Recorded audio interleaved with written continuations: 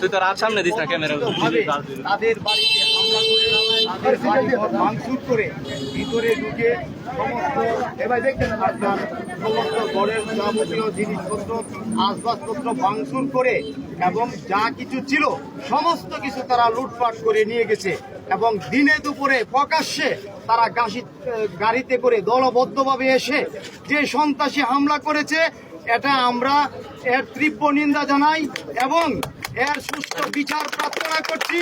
সন্ত্রাসীরা এখনো এলাকায় ঘোরাফেরা করছে, অনেককে হুমকি ধমকি দিচ্ছে। আমি তাদেরকে দ্রুত আইনের আওতায় আনার জন্য, গ্রেপ্তার করার জন্য আমি মাননীয় পুলিশ সুপার এবং আমাদের এমপি মহোদয় সহ আমি স্বরাষ্ট্রমন্ত্রীর দৃষ্টি আকর্ষণ করছি। তাদেরকে অতি দ্রুত গ্রেপ্তার করে তাদেরকে বিচারের মুখোমুখি করার জন্য আমি সেই আহ্বান জানিয়ে আমি আমার কথা এখানে শেষ করছি। আসসালামু আলাইকুম ওয়া রাহমাতুল্লাহি ওয়া বারাকাতুহু। ঘটেছে এই ঘটনাতে সবাই অবগত, আমরা এদের দৃষ্টান্তমূলক শাস্তি চাই।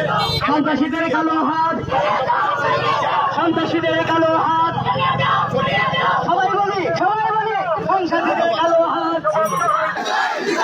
বিচার চাই, বিচার চাই, আমার বাড়ি লুটলো কেন? বিচার চাই, বিচার চাই, আমার ভাইয়ের বিচার চাই, আমার বাড়ি লুটলো কেন?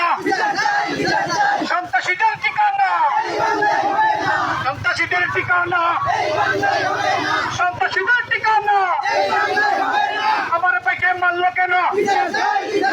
আমার ভাইকে মারলো কেন? আমার বাড়ি ভাঙলো কেন? আমার ঘর ভাঙলো কেন? আমার ঘর লুটলো কেন? আমার ঘর লুটলো কেন? সন্ত্রাসীদের কালো হাত, সন্ত্রাসীদের কালো হাত, সন্ত্রাসীদের কালো হাত, সন্ত্রাসীদের কালো হাত, আমাদের বাড়িঘর ভাঙলো কেন? আমাদের বাড়িঘর ভাঙলো কেন? আমাদের বাড়িঘর ভাঙলো কেন? সন্ত্রাসীদের কালো হাত, বাড়িঘর ভাঙলো কেন? বাড়িঘর ভাঙলো কেন? সন্ত্রাসীদের কালো হাত, সন্ত্রাসীদের কালো হাত, সন্ত্রাসীদের কালো হাত। স্কুলে দেখতে পারে না, স্কুলের ভিতরে এবং বাইরে যে নেতা আমার ছেলেরা জানে মারে করছে। আমি এই অর্ধবার্ষিক পরীক্ষা দেওয়াতে পারি না, স্কুলে পাস করতে পারে না তারা। ছেলেরা আমার বাড়ির পাশে দিয়ে ঘুরে আমার ছেলেরা মারে আরো সাথে ছেলেরা লুয়ে ছেলেরা নিয়ে আমার যাবার সময় না হালকা একটু পরে এরা ওঠু বইলে 4-5 ওঠু বইলে এই রাস্তাটা ঢুকতে যায় বাড়ি ঘর ভাঙিয়ে অক্ষরে 10 বছর দেখতে যায় যা আছে সব নিয়ে গেছে। এরা যে কোনো সময় সব কাজ করে, এরা বাড়িতে হামলা করে। রাঙ্গের ভাড়ে যারা যারা টাকায় এরা কোনো নিরাপত্তা নাই, ধরে ধরে নেয় না, খুব পান করে দেয়। লালকালি আরো কয়েক বছর আগে যে কোনো গ্রামে ঘটনা হয় সূত্র দুর্ঘটনা হয়েছে আমার বাবার মাত্র এইখানে তো আমাদের সবাইকে গ্রামে ঢুকতে ফিরিজ ডাক্তার করছে। আমরা সরকারের কাছে বিচার চাই, আমরা নিরাপত্তা চাই, ছেলে মেয়ের সন্তানের দিনে আমরা বাঁচতে চাই। এই কারণে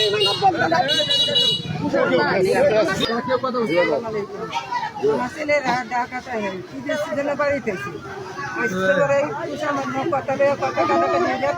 বাজারের মধ্যে হয়েছে, বাজারের মধ্যে হয়েছে আমরা মনে হয়েছে হয়ে গেছে এরপরে আমরা বাড়ি ঢুকতেছি না। আয়া আমার বরে বাইরে আমার ছেলেরা বিষয়টাছে। এরপরে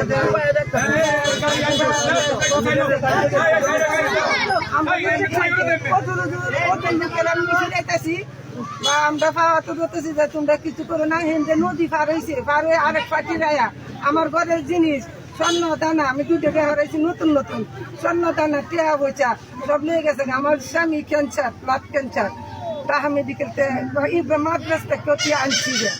এই ব্লাড ক্যান্সারের রুগীর সবসময় টাকা পয়সা আমার ঘরের থাকেও না থাকে না।